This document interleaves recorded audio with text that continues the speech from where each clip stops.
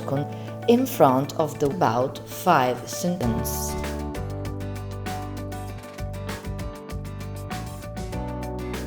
While pressing the button 1 of the Y Evo, at the same time press 4 times the button 2. Release both buttons.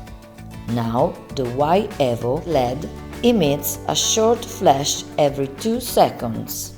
Press and retain pressed the button of the original remote control and wait for a change flash. While the blue LED is flashing, press the button of Y Evo where you want to program the code just learned.